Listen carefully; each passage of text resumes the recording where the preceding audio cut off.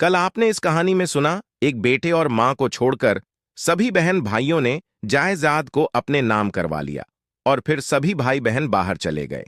आज आप इस कहानी में सुनेंगे कि किस तरह से इन लोगों ने मां और भाई दोनों को किस तरह सताया था। अगर अपने कल की कहानी को नहीं सुना है तो आप कल की कहानी को आप जरूर सुनें, उसके बाद में ही आपको यह कहानी समझ में आएगी। आइए कहानी को शुरू करते हैं। अभी हम सब पिताजी का अंतिम संस्कार करके वापस आए ही थे कि बड़ा भाई आकर कहने लगा कि पीछे जो जायदाद बची है इसका वारिस सिर्फ मैं हूं, क्योंकि पिताजी ने मरते वक्त मेरा ही नाम लिया था। जब वह सांसें तोड़ने वाले थे, मेरी मां कहने लगी, यह क्या हो गया तुझे? तुम लोग अभी अभी तो तुम्हारे पिताजी का अंतिम संस्कार करके आए हो। आज उनकी पहली रात है और तुम अभी से ही यह बातें करने लगे हो। क्या तुम्हें अपने पिताजी से ज्यादा इस जायदाद की फिक्र है? उस वक्त तो भाई खामोश हो गए, मगर कुछ दिन बाद उसने वकील से कहकर वह सारी जायदाद अपने नाम करवा ली।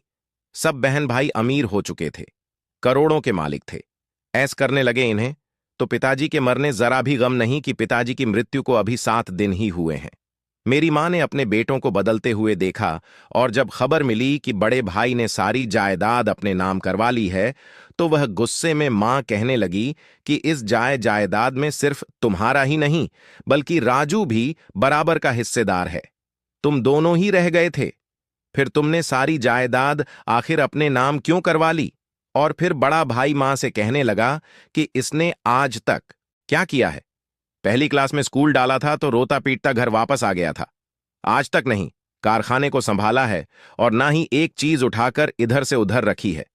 फिर आखिर इसका किस बात का हिस्सा? इस राजू नाम की बीमारी को हम जानते ही नहीं। इतना सुनना था कि मेरे पैरों के नीचे से जमीन निकल गई। मैं सदमे के मारे अपने बहन भाइयों को देखने लगा जो बिल्कुल ही पराए हो चुके थे। मां तो सदमे से जमीन पर गिर चुकी थी। वह कहने लगी, क्या तुम लोगों को करोड़ों की जायदाद मिल चुकी है? भले ही राजू ने कुछ ना किया हो, मगर तुम हो तो एक बाप की औलाद और इसका भी इसमें बराबर का हिस्सा है।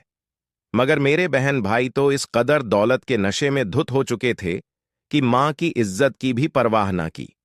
अगले कुछ ही दिन में सभी बहन भाइयों ने वर्ल्ड टूर का प्लान किया। कोई कनाडा चला गया तो कोई अमेरिका। वो लोग घूमने फिरने के लिए वहीं चले गए और जाते हुए कह गए कि हम लोग वहीं पर सेटल हो जाएंगे। अगर अच्छी लड़की मिल गई तो वहीं पर शादी भी कर लेंगे। सब अपनी अपनी मर्जी के मालिक थे। मेरी मां उनको रोकती रही, मगर 15 दिनों के अंदर अंदर हमारी तो जिंदगी ही बदल चुकी थी। मेरे बहन भाई दूसरे शहरों में जा चुके थे। हर चीज इनके नाम हो चुकी थी, सिवा हमारे पिताजी के घर के छोटा सा घर जहां हम लोग रहा करते थे। बड़ी कोठियां और बंगले तो सब बहन भाइयों के नाम हो चुके थे। मेरी मां भी अपनी बेवफा औलाद का सोचकर बीमार रहने लगी थी। इन्हें दिल की बीमारी लग चुकी थी। यह तो मेरे बहन भाई ही थे जो बेवफा निकले थे। वो इतवार का दिन था। मैंने मां से वादा किया कि आज जरूर अपने लिए काम ढूंढ कर लाऊंगा। आज सुबह से हमने नाश्ता भी नहीं किया था। मैं घर से निकला और दुकान पर काम ढूंढने लगा, मगर किसी ने भी मुझे काम पर ना रखा। सब मेरी हालत देखकर मुझे निकाल देते कि तुम आखिर यहां पर काम कैसे कर सकते हो।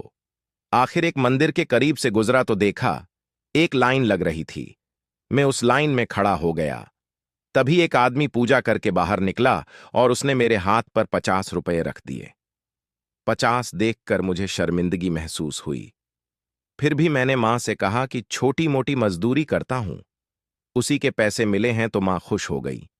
एक दिन जब मैं घर से निकला तो मुझे अपने पुराने बंगले के बाहर बड़ी बड़ी गाड़ियां खड़ी नजर आई।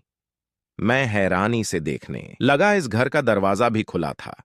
शायद मेरे बहन भाई वापस आ चुके थे। सभी ने शादियां कर ली थीं। मैं फौरन वापस घर लौट और मां को यह खुशखबरी सुनाने लगा। कुछ देर बाद बड़े बहन भाई घर में दाखिल हुए। आकर बगैर किसी तमीज के मां का हालचाल पूछने लगे और कहने लगे कि हम इस घर का बंटवारा चाहते हैं। इतना सुनते ही मेरे होश उड़ गए। वो कहने लगे, इस घर में हम सबका बराबर का हिस्सा है। मैंने एक गहरी सांस भरी और बोला कि करोड़ों की जायदाद कम पड़ गई थी जो अब इस छोटे से घर को भी लूटने चले आए हो। इतना सुनकर भाई ने मेरे चेहरे पर थप्पड़ मार दिया। मां तो उस वक्त दवा लेकर सो चुकी थी। अगर वो यह मंजर देख लेती तो शायद वहीं पर दम तोड़ देती। मैंने घर के कागजात भाई को दे दिए।